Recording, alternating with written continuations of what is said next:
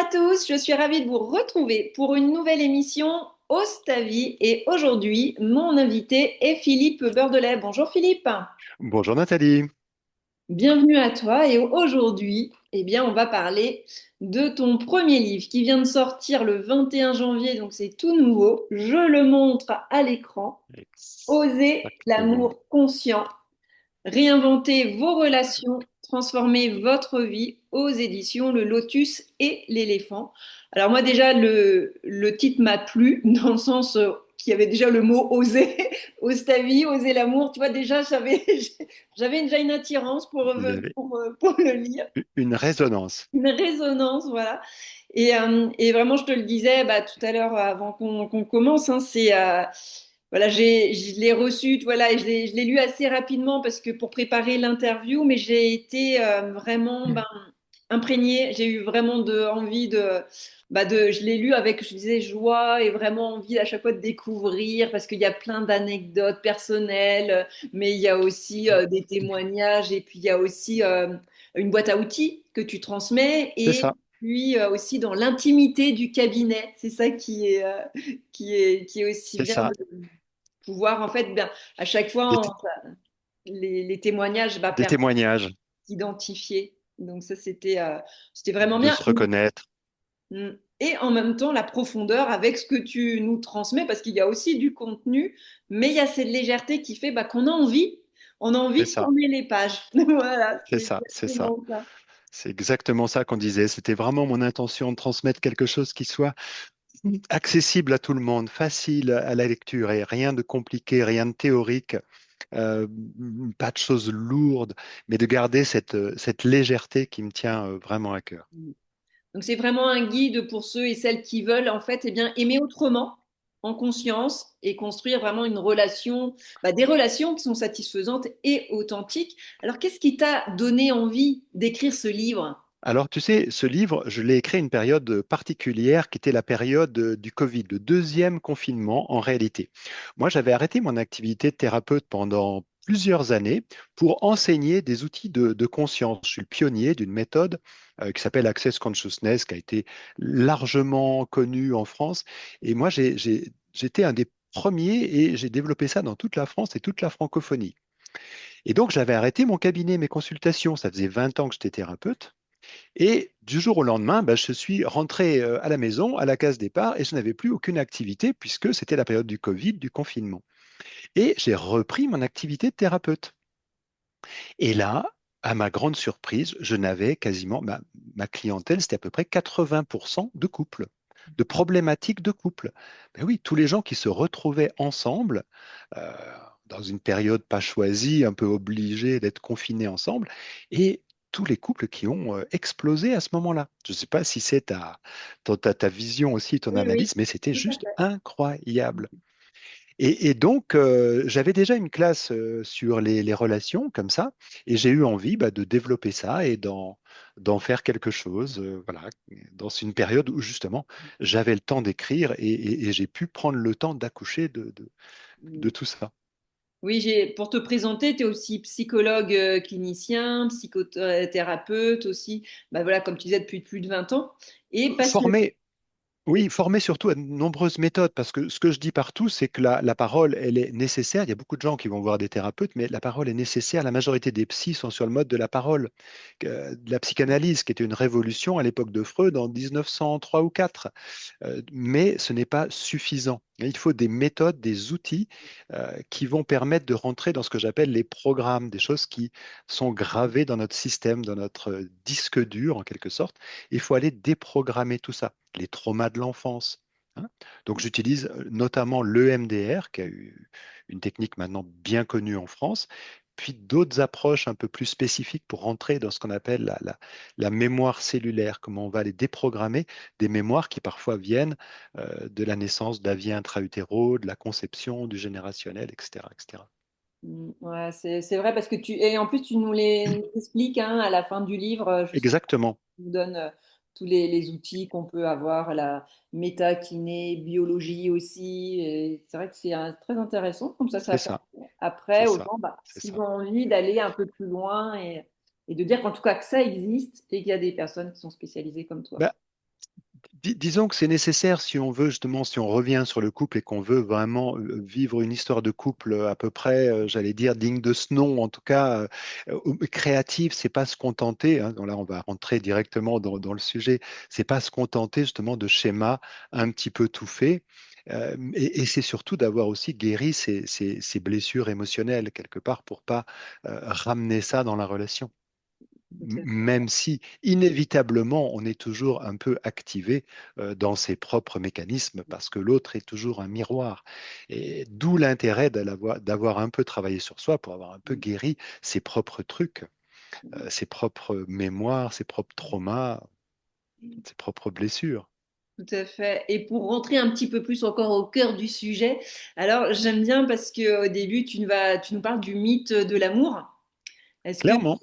tu pourrais nous en dire un petit peu plus, déconstruire ce mythe justement? Exactement, c'est-à-dire que le point de vue que alors je ne vais pas dire que je défends, en tout cas que je propose, c'est que le couple, dans la réalité dans laquelle on vit, ça ne marche pas très bien.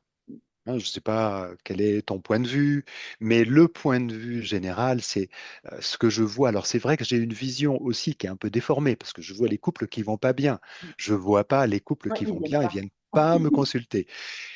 Néanmoins, je connais des couples, hein, j'en parle dans le livre, qui sont des couples, des beaux couples qui existent depuis 10 ans, 20 ans, 30 ans. Enfin, voilà, j'ai des beaux exemples de couples, mais ce que je vois au quotidien, c'est quand même pas très, comment dire, pas très reluisant, j'allais dire. C'est-à-dire que vraiment des gens qui souffrent dans des relations où chacun s'étouffe et s'enferme. C'est-à-dire que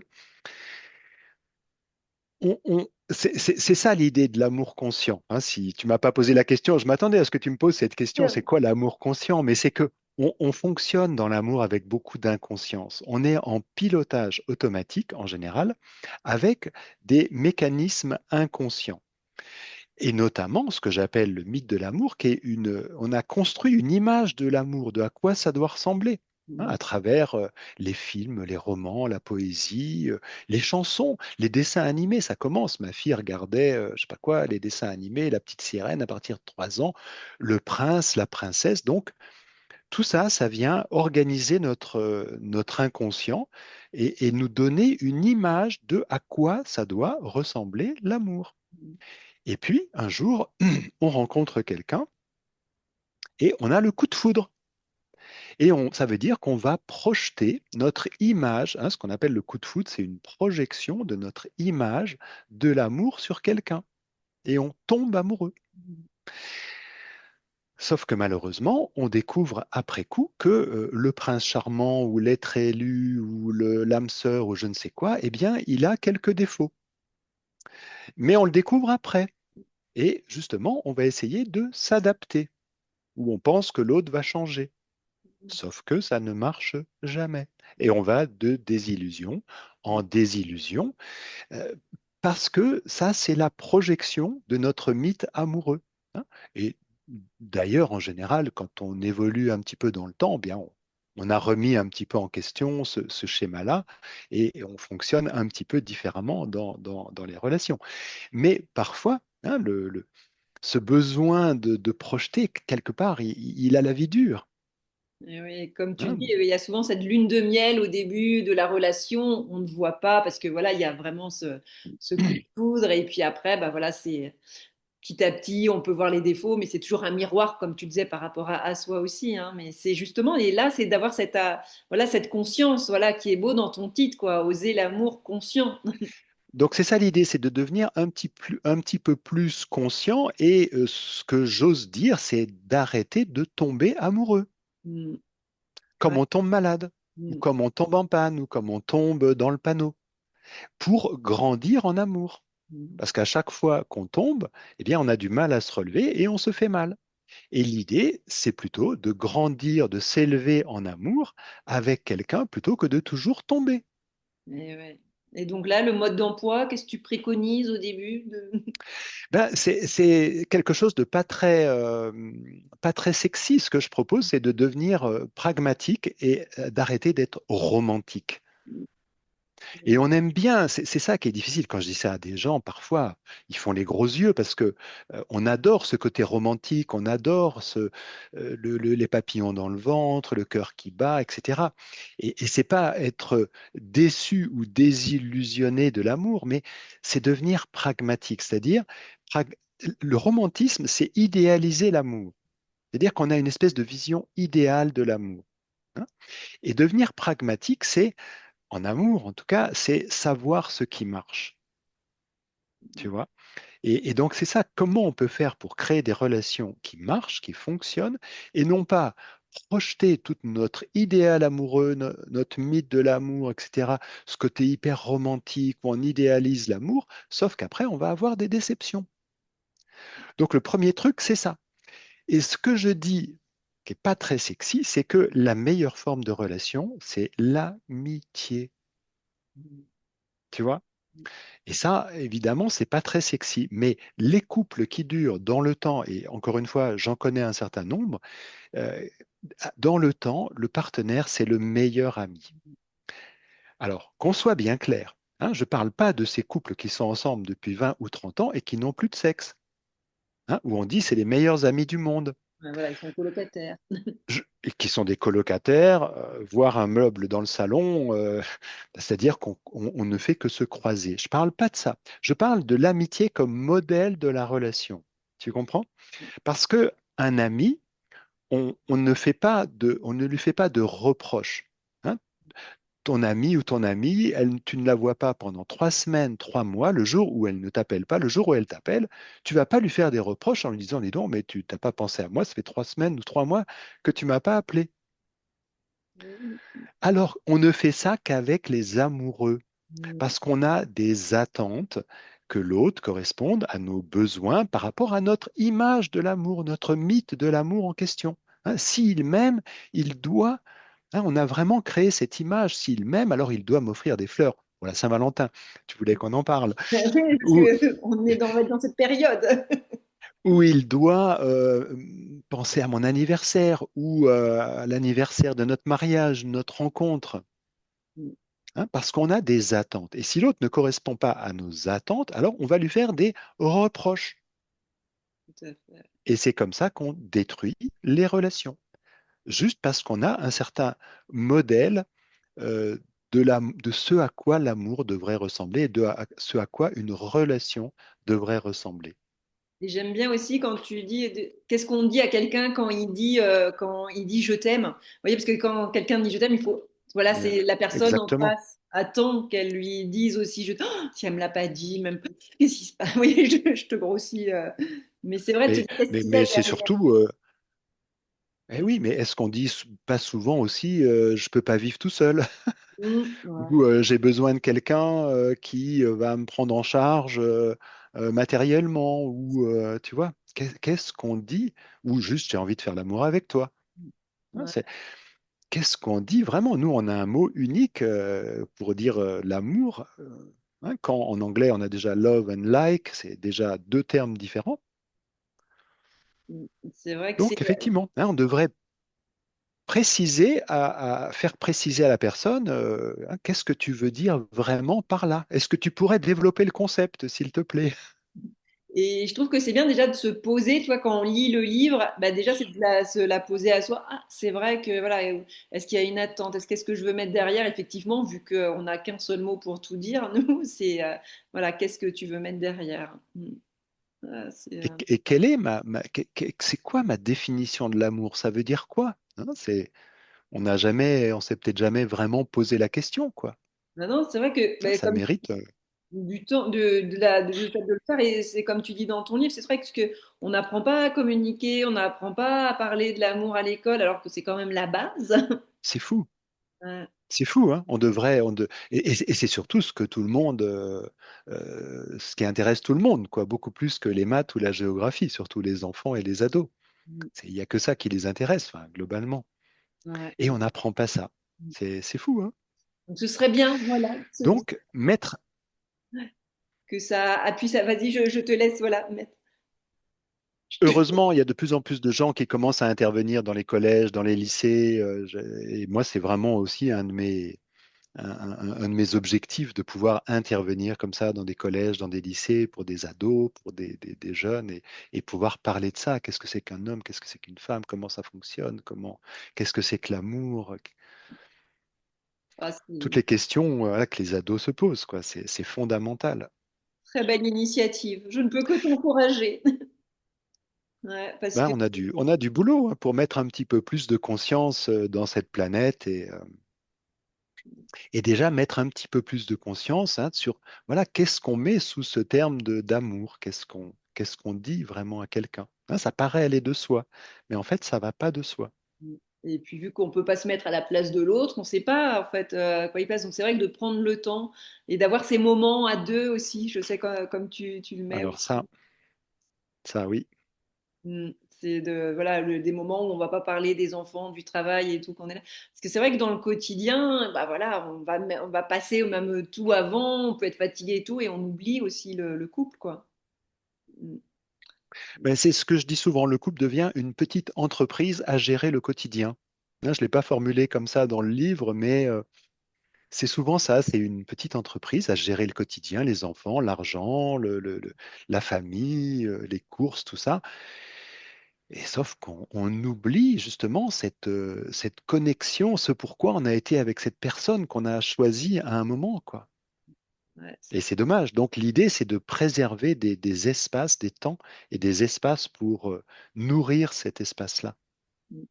Donc si Hein, vous regardez, vas-y, comment ce tu que appelles? j'appelle l'espace sacré du couple. Mm. Ouais, ça c'est vraiment bien de voilà d'ouvrir et de se dire mais oui on peut en fait c'est une question d'organisation en fait de prendre ce temps de se retrouver et de voilà C'est une décision, une décision. vraiment. Ouais. C'est une décision de se garder. Moi, ce que je conseille, c'est au moins une soirée par semaine, le minimum. Alors, les gens font ça souvent. Ils sortent ensemble, ils vont au resto, au ciné, mais c'est pas de ça dont je parle. Hein. C'est vraiment une soirée pour nourrir la relation avec un rituel que je décris dans le livre Ouais, comme ça vous pourrez l'avoir. Et après bah et parfois bah qui est et dis-moi vas-y, vas-y. et qui développe la créativité surtout, Et surtout d'aller qui développe surprendre la créativité. oui, ouais, d'aller surprendre C'est l'autre. ça. Mm.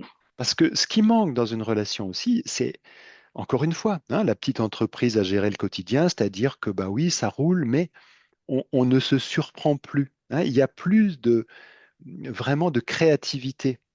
Hein. Et c'est ça l'intérêt, c'est ce rituel, c'est de développer de la créativité, hein, d'oser faire ses demandes à l'autre. Qu'est-ce que j'ai envie de recevoir de toi? Hein, qu'est-ce que toi, tu as envie de recevoir de ma part maintenant? Hein, juste dans l'instant. C'est-à-dire oser hein, faire ses demandes et justement développer de la créativité. Mm. Ouais, c'est très beau. Et c'est vrai que c'est une belle prise de conscience à mettre en place. Donc, vous avez tout le rituel dans le livre, mais regardez comment ça, vous allez pouvoir aussi, bah, avec votre quotidien, comment vous pouvez mettre ces espaces sacrés, comme tu le dis, en place. Mais même des espaces juste de parole, hein, c'est Mm. quelque chose. Ça, c'est un jeune couple c'est une jeune femme que j'avais en thérapie, mais je crois que j'en parle hein, dans le livre, hein, et qui m'expliquait qu'avec son partenaire, ils prennent un rendez-vous par mois, comme ça, juste pour parler de leur relation. Avant justement qu'il y ait d'avoir accumulé des disputes ou des rancœurs, je sais quoi, juste pour se parler de la relation. Comment ça va entre nous? Est-ce que tu es heureux? Est-ce que tu es heureuse? Qu'est-ce qui te manque? Qu'est-ce que tu aimerais de plus ou de moins? Enfin, vous voyez? Juste prendre ce temps, déjà, ça me paraît tellement incontournable. Et je vois beaucoup de couples, mais qui ne communiquent jamais, quoi, qui vivent ensemble sans se parler. Enfin, qui se parlent, oui, du quotidien, encore une fois, de plein de choses, mais qui ne se parlent pas de ce qu'ils ressentent, de leur intimité, de ce qu'ils vivent à l'intérieur. C'est incroyable, quoi. Et c'est vrai que souvent, en cas de difficulté, eh bien, souvent on met la responsabilité, on dit une responsabilité partagée, 50-50. Alors que là, tu nous montres bien que la responsabilité, elle est vraiment à 100%. C'est de 100%. j'amène dans la relation, quoi. Et ça, Exactement. Hein, j'ai coutume de dire qu'une relation, on est chacun à un bout de la relation. hein, et on a chacun la responsabilité à 100% de ce qu'on amène dans la relation, mais de comment on réagit aussi à ce que l'autre amène dans la relation.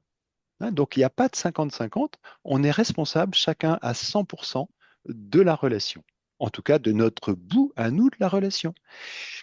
Mais ça, c'est beaucoup plus intéressant de fonctionner comme ça, parce que tant qu'on est dans 50-50, ça veut dire que quelque part, c'est toujours de la faute de l'autre, de toute façon.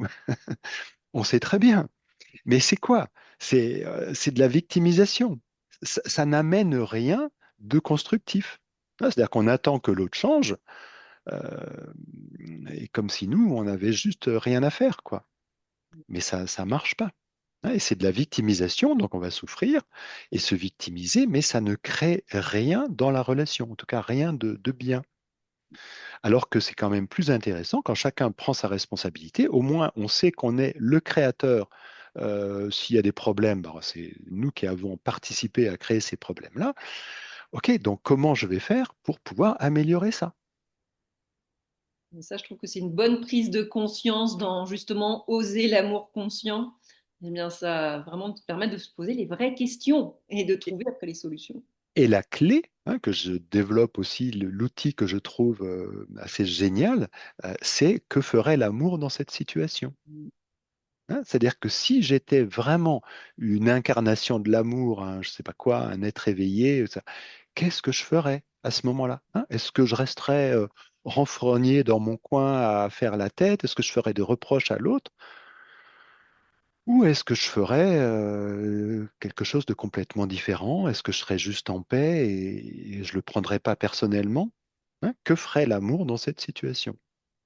Ouais, ça c'est À bien. ma fille de 8 ans, je lui ai expliqué ça pour des conflits la semaine dernière dans la cour de récréation avec ses copines. Je te dis qu'elle avait des yeux comme ça, elle était là, waouh, waouh, waouh. Elle m'a dit merci, psychologue. C'est bon ça. Non, mais c'est bien parce que bah, voilà, elle va déjà avoir cette ouverture et elle va pouvoir aussi transmettre. Ah, elle est née le jour de la Saint-Amour, hein, quand même. Oui, j'ai vu dans le livre, ouais, tu l'as mis. C'est vrai, il y a quand même des belles synchronicités. Quand même. Ouais. Et puis, tu as créé ce concept un petit peu novateur là sur le creationship, Creationship, si je l'ai exactement. en anglais. Et là, donc, tu sais créer cet espace sacré du couple. Mais aussi, ce que j'ai aimé, c'est aussi de se dire qu'une Entre autres, relation inclut aussi la séparation. exactement. Est-ce que tu voudrais nous en dire un petit peu plus?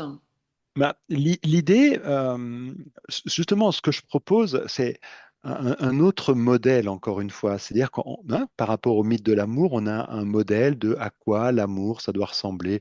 Des fois, je dis la petite maison dans la prairie, tu vois, c'est un peu ça, l'espèce de modèle qu'on a en tête, la famille, deux ou trois enfants, le chien, la campagne, tout ça. Bon, bref. Mais on se pose jamais la question de qu'est-ce que ça va créer que d'être ensemble, tu vois?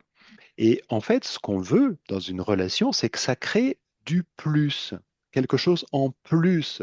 Hein, l'idée, c'est déjà d'être bien avec soi. Hein, tu vois, je prends l'image des deux bulles, que j'ai décrit dans le livre aussi. Chacun a sa propre bulle, et puis il y a un espace où les deux bulles se croisent. Donc l'idée, c'est déjà d'être bien avec soi. Et c'est pour ça que ça suppose un certain travail de thérapie, d'avoir fait un peu le ménage, d'avoir guéri un peu ses blessures émotionnelles, ses traumas, etc., etc. Pour ensuite pouvoir amener quelque chose de positif dans la relation. Hein. Et du coup, on ne se pose jamais la question de qu'est-ce que ça va créer. Voilà. Et donc l'idée d'une relation créative, creationship, il n'y a pas d'équivalent en français. Et l'idée, c'est que un plus un, ça va créer quelque chose en plus. Quand bien souvent, ce que je décris aussi dans l'introduction, les relations, ça crée souvent du moins. Ou comme disait, j'aime bien des fois un peu d'humour, comme disait Coluche, un couple, c'est régler à deux des problèmes qu'on n'aurait pas eu tout seul. J'ai bien aimé cette expression. Et c'est pas faux, hein, c'est-à-dire que si une relation, c'est pour se prendre la tête, c'est pour se créer des disputes et se diminuer, c'est ça que je vois la majorité du temps, les gens qui s'empêchent d'être eux-mêmes pour essayer de faire marcher la relation, on n'a pas envie de ça, quoi. Hein. On a envie d'une relation qui soit expansive, où on peut être complètement nous-mêmes, où l'autre peut être complètement lui-même, et que ça crée un feu d'artifice entre les deux, hein, où on n'est pas à se diminuer et à divorcer de partie de soi, hein, ce qui est souvent le cas. Les gens divorcent d'eux-mêmes pour être dans une relation avec quelqu'un. Hein, je vais plus aller voir mes copains parce que si je sors, ou mes copines, mes amies filles, sinon ma partenaire, elle va être jalouse, etc. Je vais plus aller, je sais pas quoi, danser parce que, bah oui, si je vais danser, je risque de rencontrer quelqu'un d'autre. Je vais plus. Et on finit comme ça par s'étioler et ne plus être la personne qu'on était au début de la relation. Ouais, il y a vraiment, Tu vois? c'est comme s'il faut tout faire tout à deux, et alors que bah, et on perd un peu de son individualité, alors que c'est Et, encore plus enrichissant d'aller raconter à l'autre justement, voilà, de pas voilà avoir toutes les mêmes activités justement ou de d'amener l'autre, mais de faire des choses seules pour nourrir encore plus la relation. et c'est une question que je pose aussi des fois. Est-ce qu'un couple doit habiter ensemble? Tu vois, en parlant de séparation, je prends souvent l'exemple d'un couple, d'un acteur français qui s'appelle Roland Giraud, je crois, que déjà d'une certaine génération, qui vit depuis 30 ans avec sa femme sur le même palier. Ils ont chacun leur appartement. Chaque matin, il lui met elle a trouvé pendant 30 ans, chaque matin, une petite lettre d'amour quand elle ouvrait sa porte, tous les matins pendant 30 ans. C'est beau. Mais chacun chez eux. Respect du territoire.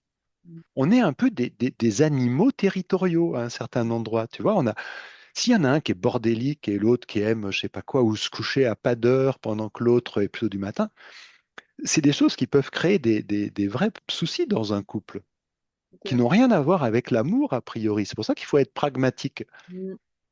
C'est vrai, mais Et c'est vraiment c'est l'éducation qui fait que bah non, on est mariés, on doit rester ensemble, faire tout ensemble. Mais non, c'est ça qui on est doit, on bien. doit passer tous les week-ends, on doit avoir les mêmes amis, on doit dormir dans le même lit. Je vois des couples qui parfois, il y a un niveau de tension entre eux. Je leur dis, mais vous dormez ensemble? Ah oui, oui, oui. Vous ne croyez pas que vous gagneriez juste Ouais, à à respirer. vous, à être chacun un peu dans votre territoire pour que ça respire un peu, quoi. Ouais, non, c'est vraiment des belles choses, je pense. Et je pose des questions. Moi, Mm. je n'affirme rien, encore une fois, hein, ce que je dis aussi à travers le livre, parce que j'ai quelqu'un qui m'a mis un message là récemment en me disant, oui, mais qu'est-ce qui me donnerait envie de lire ton livre par rapport à tous les livres sur l'amour qui sont déjà écrits, où il n'y a que des injonctions et qui marchent jamais. La seule injonction que je donne, c'est mais soyez libres, quoi. J'ai juste envie que les gens soient libres et heureux dans leur vie. Donc, en fait, moi, je ne détiens pas de modèle, je donne juste des clés que chacun va pouvoir, tu vois, s'approprier ou pas. Mais je ne défends pas un modèle de comment ça doit être. Ce que je dis, au contraire, c'est que chacun doit trouver son propre modèle. Tu Ouais, vois? Chacun doit trouver le mode de relation qui lui convient. et c'est vrai que c'est des Et propositions, ce que tu nous fais, et comme ça, mais pour moi, c'était vraiment des réflexions, ça, à chaque fois, vu tu poses des questions, qu'il y a les outils et tout. Et c'est pour ça que c'est aussi vivant comme livre, parce que tu vois, comme je le disais, on a envie d'aller après découvrir, parce qu'il y a de l'humour, voilà, il y a plein de choses, donc ça, c'est bien. Et après, mon attention aussi est aussi arrêtée sur le fait que bah, d'être célibataire aussi, tu vois, voilà, et de se dire, tu dois avoir un gros problème, car personne ne veut de toi. Là, c'est pas toujours voilà, facile non plus à gérer. comme si la norme dans notre réalité, c'est d'être en couple. En effet, hein, si on n'est pas en couple, c'est que quelque part, on a un problème. Surtout une femme. Hein. Oui. Un homme, encore, c'est ce que je dis, c'est un don Juan, mais une femme qui est seule, Alors, si elle est seule et qu'elle n'a pas d'enfant, alors là, je te dis pas, hein, c'est hein, bien pour la société, mais c'est là- non, il y a un problème là. Mais non, on c'est connaît pas ça. qui on est pour juger en plus. Et c'est vraiment des choix, quoi. Mm. Voilà. Donc c'est bien ça. Et en plus, ce que je dis aussi à un autre endroit, c'est qu'il y a des temps pour tout. Hein. Il y a Oui. des temps pour être en couple, il y a des temps pour être seul, hein, se connaître, justement, pas toujours s'accrocher à la prochaine branche. Mm. Et puis peut-être des temps pour explorer des multiples, ce que j'appelle des multiples relations. Ça ne veut pas dire coucher avec tout le monde forcément, mais oser sortir avec l'un, avec l'autre, etc. Être ouvert réellement à tout ce que le monde propose globalement. Et c'est vrai que c'est ce Hein, comme un ado. que tu dis qu'après une rupture, par exemple, et ben voilà, c'est pas de prendre ce temps, bah justement, d'aller rencontrer plusieurs personnes plutôt que de se dire, bah voilà, il faut que je me mette tout de suite avec quelqu'un.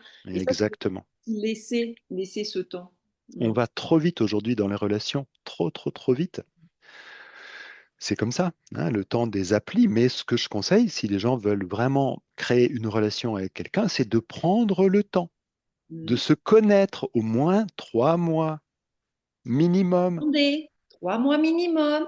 Alors ça, c'est un peu, c'est pas une injonction, mais c'est juste se dire que ben voilà, l'idée c'est que on va trop vite, hein. On rencontre quelqu'un, on se plaît, on fait l'amour et vous voyez, tu vois, je fais ça. Ça y est, on est en relation. Le fait qu'on fasse l'amour avec quelqu'un détermine que c'est mon copain, c'est ma copine, c'est mon mec, c'est ma nana. Ça appartient. Mais et donc voilà, on a déjà créé cette espèce d'attachement et après on découvre les trucs qui vont pas. Au lieu de ça, il vaudrait mieux prendre le temps de faire connaissance, de connaître vraiment la personne, comment elle pense, ce qu'elle aime, comment elle se comporte avec les autres, quelles sont quelle relation elle a avec sa famille, par exemple, ou ses amis. Juste prendre le temps de connaître la personne un minimum, et encore pendant 3 mois, Ça va, hein, c'est c'est pas. peut-être au bout d'un an ou deux qu'on connaît vraiment quelqu'un, même dans une relation, on découvre encore des choses de la personne. C'est bien aussi de pouvoir découvrir toujours, mais c'est de, voilà, de prendre ce temps comme tu le dis. Et je trouve vraiment, c'est pas une injonction. Là, on est plus sur le conseil. Expérimentez. Regardez où vous en êtes Prendre dans le vos temps. relations. Est-ce que ce qui a marché, pas marché, et de se dire, ah, peut-être que là, bah, ça peut donner un conseil et de dire, bah, je vais pouvoir peut-être faire différemment. Et il y a aussi un chapitre, hein, justement, aussi sur la sexualité et l'énergie orgasmique. Et j'aime bien que tu dis, quand vous faites de l'amour, vous Fondamental. faites aussi l'orgasme. Est-ce que tu voudrais nous en dire un peu plus, hein? Redis-moi, parce que ça a un petit peu Oui. coupé. Ah oui, excuse-moi, tu dis quand vous faites de l'amour aussi, oubliez l'orgasme. Parce que c'est Oui, effectivement, c'est toujours des fois, bah, c'est la première chose, on fait l'amour égale orgasme. Donc là, bah, c'est-à-dire qu'on a une vision aussi très codifiée de la sexualité.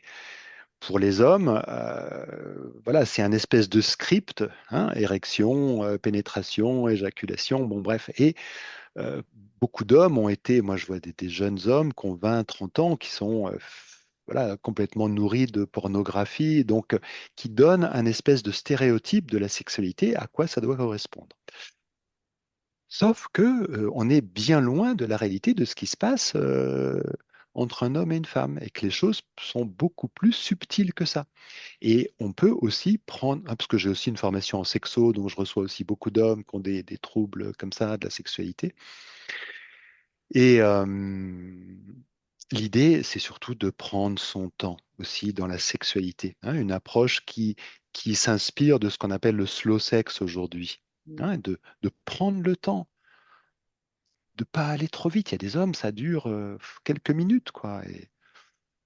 Ou d'autres qui ont tellement hein, besoin de se définir par leur sexualité comme un homme qu'ils pourront même pas, ils sont tellement dans le contrôle qu'ils pourront même pas éjaculer et donc qui sont anorgasmiques.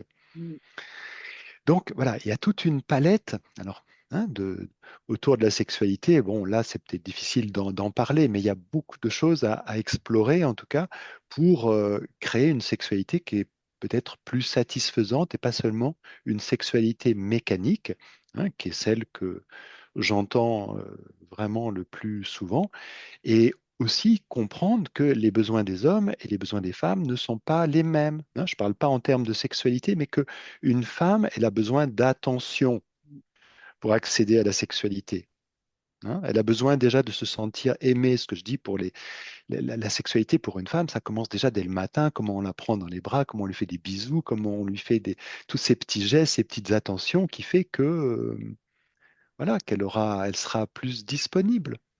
Et c'est pas une intention qu'on doit avoir, nous les mecs, c'est quelque chose qu'on doit faire naturellement. ouais, ça vibre à l'intérieur de vous. Voilà, mais c'est bien. Donc il y a tout un travail d'alchimie masculin, féminin, et il y a vraiment du travail aussi pour mettre plus de conscience dans la sexualité et défaire tous ces schémas issus de la pornographie qui sont bien, bien installés chez beaucoup d'hommes, quoi. Ouais, donc c'est bien parce que voilà, il y a vraiment aussi ce chapitre-là. Comme ça, si vous avez envie d'aller plus loin, bah, vous allez avoir ces outils, ces choses. Donc j'avais envie aussi d'en parler pour que les gens puissent aller après dans le livre et se dire, ah, c'est vrai, bah voilà, le slow sex, je voudrais voir un petit peu plus. Et donc c'est vraiment, c'est pour ça que il est complet, au complet dans le sens, voilà, oser l'amour conscient, dans cette conscience là, d'avoir vraiment conscience de ce qu'on fait, que ce soit pas comme tu as dit tout à l'heure que mécanique. Voilà, mettre de la conscience aussi dans la sexualité et sortir d'un schéma, d'un script complètement trop défini. Mm, tout à fait. Ouais. Et mon émission, Et dis-moi, vas-y, vas-y. ouais, non, vas-y. Non, non, je disais juste que parce que je vois le temps qui passe aussi et que avec ma compagne, on est aussi en train de créer une plateforme qui s'appelle l'École de l'amour conscient. Hein, on va proposer justement à la fois des consultations et des séminaires et des retraites justement autour de tous ces sujets-là, à la fois de la relation, mais aussi de l'intimité et d'amener de la guérison aussi dans ces espaces-là. Et donc, on peut trouver sur pour avoir les dates et tout, on Oui, trouve un site oui, internet. oui, oui. On a un petit peu pris de retard avec le webmaster là, qui est en train de finaliser le site, j'espère pour la fin du mois. Mais il y a le lien en tout cas dans le livre, normalement, hein, à la fin. Tu verras l'école de l'amour conscient. Oui, oui. Et, euh, et le site va être en ligne d'ici, j'espère, la fin du mois. Oui, oui, il y a Facebook, Instagram, et tout est noté à la fois. Donc, Voilà. ouais. Et voilà, ma dernière question, c'est, vu que l'émission s'appelle Ose ta vie, j'avais envie que tu puisses nous partager une anecdote sur quelque chose que tu as osé, que peut-être que tu pensais que ça allait pas se réaliser, tu vois, et puis Ah, ça. bah, j'ai osé pas mal de trucs. Qu'est-ce que Moi, j'ai vraiment le point de vue que notre vie, le but de notre vie, c'est de réaliser nos rêves. C'est d'accomplir nos rêves, tu vois. Et je vois tellement de gens qui rêvent leur vie et qui ne passent jamais à l'acte, quoi, tu vois. Et je me dis que j'ai quand même réalisé un certain nombre de mes rêves et de mes aspirations. Et le livre en était un, par exemple, d'avoir publié un livre. Mais hein? une chose que j'ai osé, tu vois, notamment, ça a été d'arrêter mon activité de thérapeute qui marchait très bien en 2015. Et mais j'ai arrêté ouais, du jour au lendemain, quoi. Hein, pour arrêter de recevoir des patients, pour oser faire quelque chose de différent. C'était vraiment comme, c'est-à-dire que j'ai commencé à développer mon approche énergétique et donner des formations et avoir de plus en plus de monde. Et toutes les semaines, j'avais 20, 25 personnes en consultation. Tous les soirs, j'étais sur mon ordi pour répondre aux mails des gens. Tous les week-ends, je donnais des formations en France, en Suisse, partout. Et à un moment donné, je commençais à avoir une douleur à l'épaule, tu vois, capsulite, c'est quand tu commences à porter trop de choses. Donc voilà, le corps il parle, il faut l'écouter. Et donc je me suis dit, bon, ben voilà, il est temps que je prenne une décision, il faut que je choisisse, je ne peux pas continuer comme ça. Ça avait duré quelques mois comme ça. Je dis, OK, je redistribue les cartes. Et c'était vraiment comme ça, quoi. J'ai un jeu de cartes, je sais ce qu'il y a dans mes mains, mais c'est connu. Je sais que je peux faire ça pendant encore 20 ans. Ça va, c'est connu, c'est sympa, j'adore ce que je fais, mais j'aurais rien appris d'autre. Je dis, OK, j'arrête. Je redistribue les cartes. J'ai arrêté comme ça du jour au lendemain, j'ai arrêté de recevoir des gens et ça a ouvert un champ incroyable où là j'ai voyagé dans le monde entier, la Guadeloupe, la Martinique, la Réunion, l'île Maurice, le Maroc, l'Algérie, le Québec, la Côte d'Ivoire et je me suis éclaté. Ouais, je me suis éclaté à donner des formations partout dans le monde entier. Je passais d'un pays à l'autre, comme je te disais au début, jusqu'au Covid, mais ça a été juste magnifique. Et Ouais, ça, c'était vraiment, c'était pas un challenge, mais c'était vraiment, ben, je savais pas qu'est-ce que c'était comme une espèce de grande page blanche, quoi. Je dis, OK, je sais ce que je quitte, je sais pas ce qui va se passer, mais allez, let's go, vas-y. Et c'était mon rêve le plus profond que de voyager et d'enseigner. J'adore ce que je fais en tant que thérapeute, mais quand tu es thérapeute, tu es dans ton cabinet, voilà. Et heureusement, j'ai des arbres, c'est sympa, mais je rêvais de voyager et d'enseigner. Et donc, j'ai actualisé mon rêve. Et puis après, ben, j'ai pu passer au suivant, m'occuper de ma fifi. Et puis maintenant, un livre qui sort qui va me redonner l'occasion voyager peut-être peut-être aussi. probablement de voyager. Bien sûr, oui, oui. C'est beau. Bon, en tout cas, merci beaucoup pour ce bel échange. Je remonte.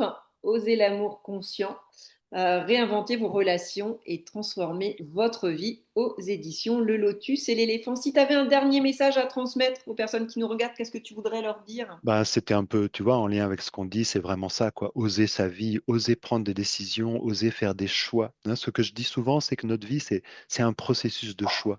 Ouais. Hein, chaque instant, on fait des choix. Et globalement, on a deux types de choix.